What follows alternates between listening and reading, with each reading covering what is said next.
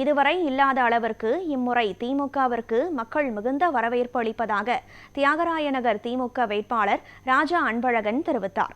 சென்னை தியாகராய நகர் தொகுதிக்குட்பட்ட மேற்கு மாம்பலம் பகுதியில் மதசார்பற்ற முற்போக்கு கூட்டணி கட்சிகளின் பிரச்சார கூட்டம் நடைபெற்றது.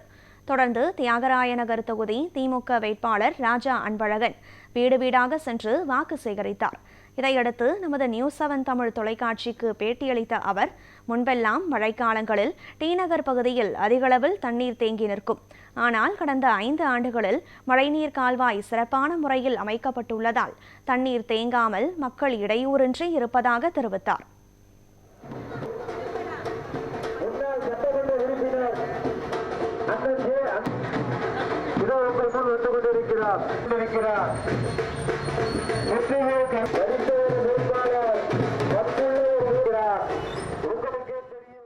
தியாகராய நகர் தொகுதியில் 134வது வட்டத்தில் வெஸ்ட் மாம்பலத்தில் ஓட்டு சேகரிக்க வந்து கொண்டிருக்கிறோம். மக்கள் உற்சாகமான வரவேற்பு தருகிறார்கள். மழை பெய்தால் எப்போதுமே இந்த பகுதியில் தான் நீர் அதிகமாக தேங்கும். ஆனால் நாங்கள் கடந்த 5 ஆண்டுகளில் 21 கிலோமீட்டருக்கு மழைநீர் வடிகால் கால்வாய் அமைத்து மேலும் தாழ்வான பகுதிகளில் மோட்டார் மூலம் பம்ப் செய்து இந்த மக்களுக்கு எந்த ஒரு சின்ன இடையூறும் இல்லாமல் இந்த கடந்த 3-4 ஆண்டுகளாக பார்த்து கொண்டு இருக்கிறோம். எனவே இந்த தடவை நிச்சயம் மாறி திமுக ஓட்டு போடுவார்கள்.